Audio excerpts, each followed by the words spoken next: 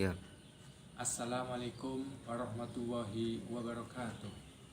Bismillahirrahmanirrahim. Alhamdulillahirabbil alamin. Wassalatu wassalamu ala sayyidina wa maulana Muhammadin wa ala alihi wa ashabihi wa alaina ajma'in, amma ba'd.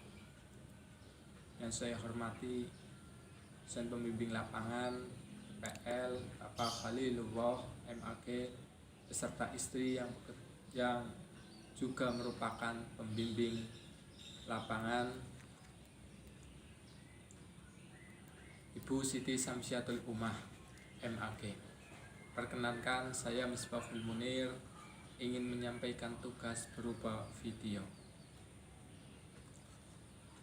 Berangkat dari firman Allah surah Al-Anfal ayat 61 yang berbunyi, Bismillahirrahmanirrahim, wa in janahu lis-salmi fajnah laha wa tawakkal 'ala Allah innahu huwas samiul alim. Shadaqallahul azim. Ayat tersebut menjelaskan tentang perdamaian di tengah-tengah kondisi perang. Menurut Quraisy Shihab, wa in janahu lis-salmi fajnah laha wa tawakkal 'ala Allah innahu huwas samiul alim. Ini merupakan suatu ayat jika ada seorang musuh ingin melakukan perdamaian, ingin melakukan gencatan senjata di tengah-tengah medan peperangan, maka fajnah laha, terimalah perdamaian itu, meskipun sifatnya menggunakan wa in janaha, condong. Menurut Quraisy itu bermakna mereka orang-orang kafir condong terhadap perdamaian, bukan menggunakan wa in tolabu, bukan menggunakan suatu kepastian. Jadi ayat ini belum pasti orang-orang musyrik benar-benar minta damai ataupun tidak. Namun sebagai orang muslim yang berpedoman pada Al-Quran, apapun bentuknya, maka terimalah perdamaian itu. Jika ia kau benar-benar minta perdamaian, bagus, karena pada hakikatnya Islam adalah menginginkan suatu kehidupan yang bersama-sama. Namun jika mereka mengingkari, mengkhianati tentang perjanjian perdamaian yang telah tertulis, maka cabutlah atau coretlah perjanjian tersebut. Hal ini sesuai dengan wa in janahu lisalmi fajnah laha. Maka menurut Quraisy Shihab, peperangan itu tidak boleh terjadi kecuali ketika seseorang muslim hanya bersifat mempertahankan diri. Jika ia telah dianiaya, ia telah ditindas, ia diperangi dahulu, baru orang muslim diperbolehkan untuk memerangi. Sifatnya adalah difa'i, mempertahankan jiwa, bukan menyerang. Hal ini selaras dengan apa yang dinyatakan oleh Quraisy Shihab di dalam tafsir Al-Qurtubi, bahwa di dalam Al-Qurtubi wa in janahu lisalmi fajnah laha. Uniknya, mengapa, kata Imam Qurtubi, mengapa lafaz atau ayat Quran menggunakan domir ha, fajnah laha, bukan fajnah lahu? Karena menurutnya bahwa lafaz as-salma atau silam adalah muannasah. Artinya perdamaian adalah sesuatu yang bersifat feminis, lembut, indah. Dan sungguh indahnya ketika hidup bersama-sama, hidup saling menjaga antara satu dengan yang lain supaya terjadi chemistry, tidak ada konflik di dalamnya. Jika ada konflik, maka selesaikanlah, tidak sampai dengan mengangkat senjata. Dan ayat ini menurut Imam Al-Qurtubi menukil pendapat Imam As-Sudi wa Ibnu Said Wa qala As-Sudi wa Ibnu Zaid makna hadil ayah in ta'auka ila sulhi fa'ajibhum. Jadi di dalam kitab Al-Qurtubi ditegaskan, jika wahai Muhammad, in ta'auka, jika musuh-musuhmu mengajak kamu untuk berdamai, untuk gencatan senjata, ila sulhi fa'ajibhum, maka wajib, bukan bersifat terima saja, bukan bersifat tidak kepenak dengan tapi sifat dalam menerima perdamaian adalah fa'ajibhum, wajib menerima perdamaian dari orang-orang musuh meskipun mereka baru condong melakukan perdamaian. Hal ini juga yang menjadikan Sayyid Qutb menafsiri atau menjelaskan tentang sebab-sebab terjadinya peperangan. Bolehkah peperangan itu dilaksanakan? Paling tidak di dalam kitabnya yang berjudul As-Salamul Alam wal Islam, atau perdamaian Islam dan perdamaian dunia, dinyatakan semacam ini. Maaf ya, saya pakai kitabnya berada di HP ini. Jadi zalika annal islama yanfi munul khutwatil ula mu'azzamal asbab allati tusiru fil ardil hurub wa yastab'idu alwanan minal harbi la yuqarribu as-saha wa akhtafaha. Sayyid Qutb di dalam kitab tersebut, kitab As-Salamul Alami wal Islam, menjelaskan bahwa pada asalnya permulaan Islam itu datang di muka bumi ini sangat tidak menginginkan peperangan. Wa yastab'idu alwanan minal harbi, mereka atau Islam itu menjauhkan diri dari peperangan. Kenapa? Karena la yuqarribu as-saha wa ahdafaha, tidak ada satu peperangan pun yang dibenarkan di dalam Islam ketika tujuan dan keinginannya belum jelas. Tujuannya berperang apa?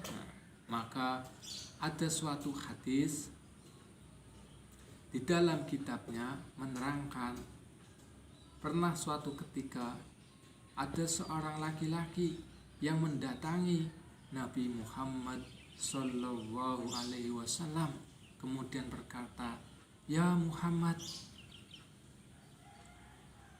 bagaimana melakukan peperangan yang benar?" Nanti saya cari kitabnya ini.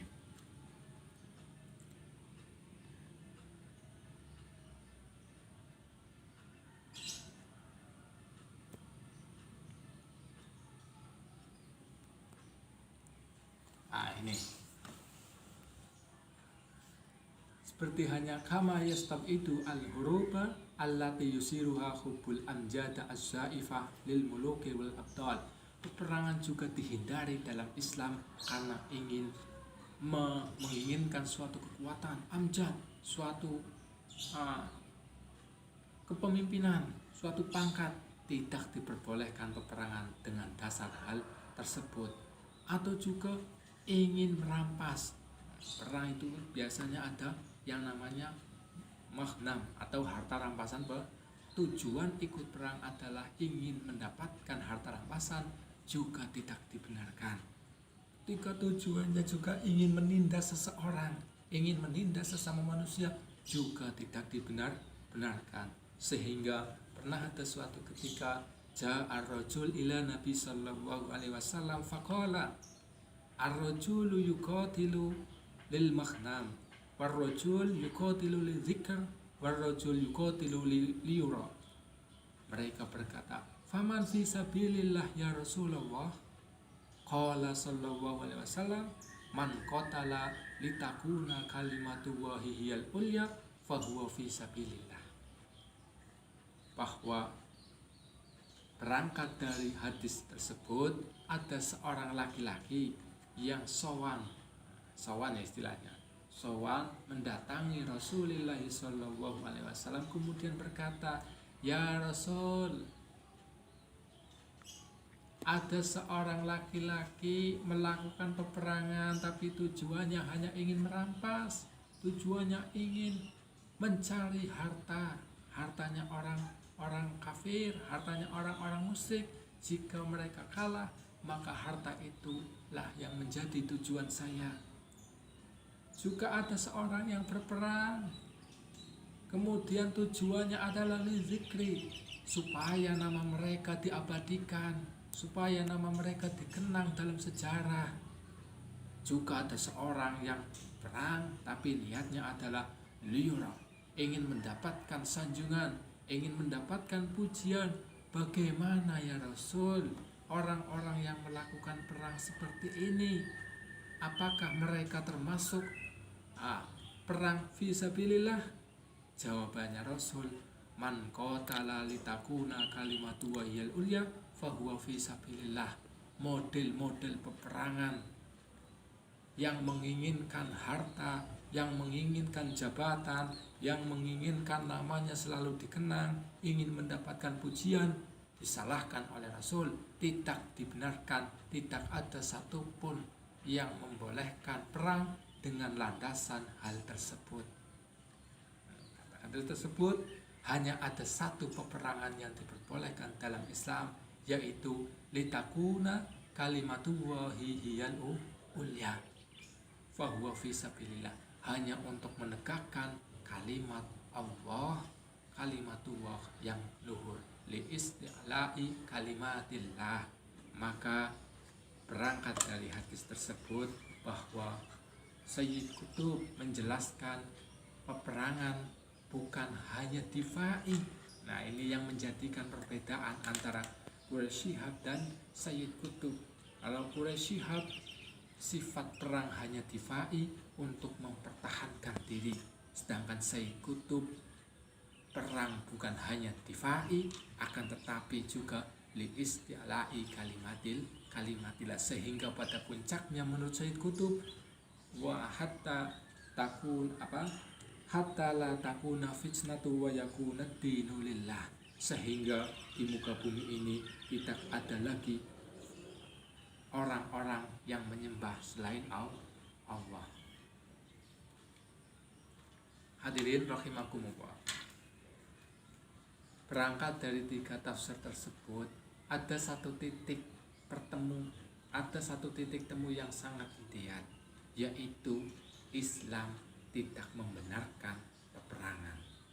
Islam tidak membenarkan tindak kekerasan, akan tetapi Islam selalu mengajarkan perdamaian, Islam selalu mengajarkan kerukunan, dan pada dasarnya menurut Sayyid Qutb, asasul Islam, dasar-dasar Islam yang paling utama adalah menegakkan keadilan bainan nas. Siapapun orangnya, apapun latar belakangnya, selagi ia masih manusia, menjunjung tinggi nilai-nilai hukum, maka ia layak untuk dilindungi bersama.